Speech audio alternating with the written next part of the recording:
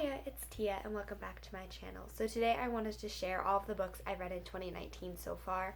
I haven't read very many books, but I wanted to share all 8 of them nonetheless. So at the beginning of every year, I like to either reread a book that I love or start the year off with a book I know I'm going to love. So this year I chose none other than Under Rose-Tainted Skies by Louise Ernal. As we all know, I love this book. This book is truly the book that saved my life. But I don't think anybody knows what it's about, so I got you. It is about, how old is she? This book is about 16-year-old Nora, and she is suffering from severe agoraphobia and OCD. Like, she has to count things, and she has to, maintain a strict schedule every day. She's even homeschooled. Then a boy named Luke moves in next door to her, and she immediately kind of gets giddy and anxious, and doesn't know how to deal with this new change, as well as kind of likes this boy but doesn't want to have to leave the house to be able to like him. This book follows their friendship and relationship and her struggles with OCD. I also acknowledge it in my intro video, but the writing is personally something I enjoy, but it's not for everybody, as well as the ending to this story can not be a fan favorite, to put it nicely. It's kind of rushed, but this is one of the few times that I don't look at a book so critically, especially because I cried the entire time I read this story, so yeah. I don't recommend this book necessarily to anybody, but it is my favorite book of all time, so yeah. The next book I read in 2019 was also a reread and also 5 stars, and it is a book that I adore, I love, and I've also talked about in my intro video. And that book would be The Sun Is Also a Star by Nicola Yoon. This book follows 2 different people. Natasha, who is a logical person. She is very good with numbers and statistics and likes to look at the world as facts. She is not very a believer in things she can't see. And then there's Daniel, who is a poet, and he believes in true love and all of the good things in life, and he believes everything is going to be okay. This story follows the 2 of them as they meet, and they spend the entire day together. It is Natasha's last day in the United States because she's being deported, and it's very sweet and heartbreaking, and it's such a good story. The story is mainly from the perspective of Natasha and Daniel. However, there are some parts from other people. So, for example, there's a security guard at one point, and it talks about the security guard's life in 2 short chapters. It's very interesting to see how Natasha and Daniel, just 2 small teenagers, affect so many people in one day that they've met. It's so good. It shows how hard being a teenager is and how hard life is, but also showing the small parts and beauty in the single day that you can have with somebody. After rereading 2 5-star books, I read a book in which I did not like at all, and that was The Night Circus by Erin Morgenstern. I DNF'd this book about 40% of the way. I did not like this book. I don't really know what it's about either. I went into it with very little knowledge. I knew that there was 2 main characters whose names are slipping my mind, and I knew that they were being trained to eventually duel each other in this circus-like place. I think. I don't know. I was 40% of the way through the book. I had no idea what was happening. I had no idea anything. The magic system confused me. The writing was not very good, and we weren't even close to getting to the duel part. So I kind of lost interest. Fantasy is not really my genre, but I thought I would enjoy it. I was wrong. Yeah. I don't feel like this book is a bad book. I just feel like it's not the book for me. I don't have anything else to say other than that. The next book I listened to was Cersei by Madeline Miller. I rated this 3.5 stars. I didn't necessarily love it, and I didn't hate it. I thought the writing was okay. I think if I had read this physically, I don't think I would have enjoyed it very much. However, listening to it on audiobook, it was beautiful. I think it was one of those books that is much better listened to than read. I love the characters and comparing them to the Greek mythology knowledge that I have. Earlier this year, I took a class on classical mythology.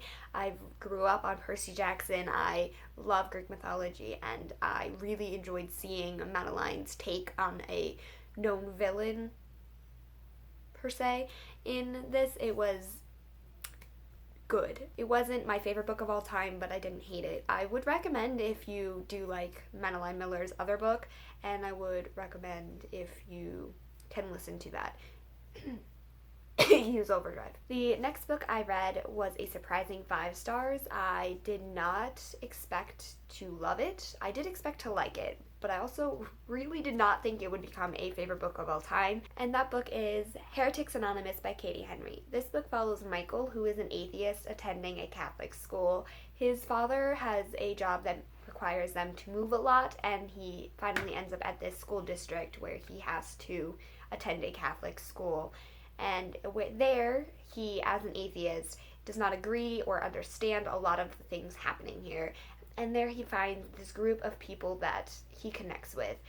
Most of them in this group are not Catholic and are seen as the misfits. And the one girl's name is Lucy, and she is a Catholic, but she is wanting to be a female priest, which, if you do not know, Catholics do not have female priests.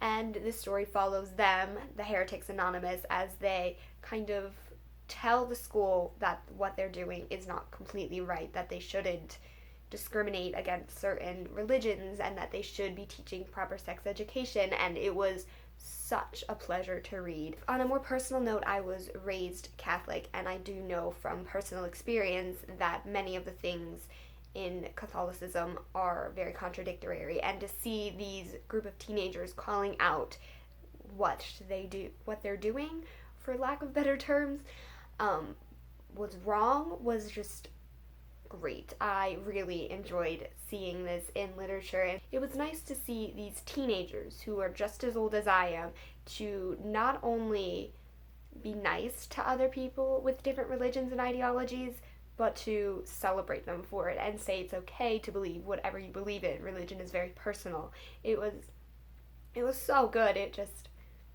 hit home, it's just. The next book I read was We Are Displaced by Malala. No, I don't know how to pronounce her name. I'm going to look it up. Why do I need an intro? Just tell me how to pronounce her name. Malala Yousafzai. I am butchering that name, and I very much apologize. I looked up how to pronounce it. I just am an ignorant American, and I know it's 2019 and we should not be butchering author and other people's names. I looked up how to pronounce it.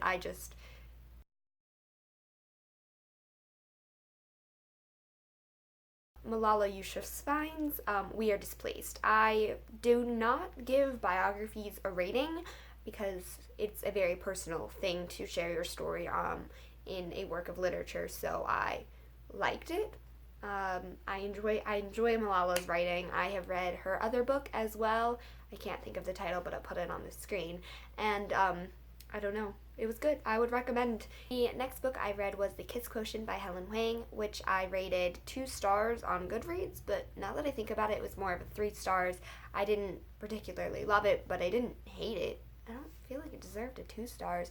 Maybe like a 2.5. I don't know. I'm not going to change it. I put it as 2 stars. Here we are. This book follows Stella, who is an autistic woman being pressured by her parents to get married, settle down, and have kids. So she decides to hire an escort named Michael to teach her the romantic and sexual parts of a relationship. She's like, okay, we're going to make a plan, and you're going to teach me all of the sexual parts to a relationship. She even writes them all down, and she's like, okay, I got little boxes, and we're going to check them off because I don't want to be ignorant when it comes to a relationship with my future somebody. And he's like, cool. And so she's like, okay. And then eventually that part of their relationship, they're like, maybe we should practice an entire relationship. So they're like, okay, let's fake date, which, if you don't know, is my favorite kind of relationship. So they decide to practice a fake relationship, which turns into more of a relationship, and, chaos ensues. I don't know. It was good. It was not great, but it was a romance book. I don't really read a lot of romance.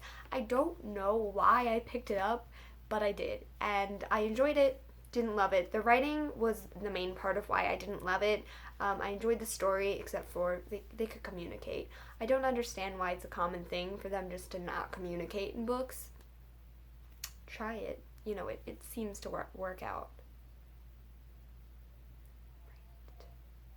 Anyway, I enjoyed this book. Honestly, you should not take my recommendation as to whether or not to read it, because I clearly don't know what I'm talking about. And the last book that I have read so far in 2019 was The Nightingale by Kristen Hanna. I rated this 4.5 stars and I loved it so much.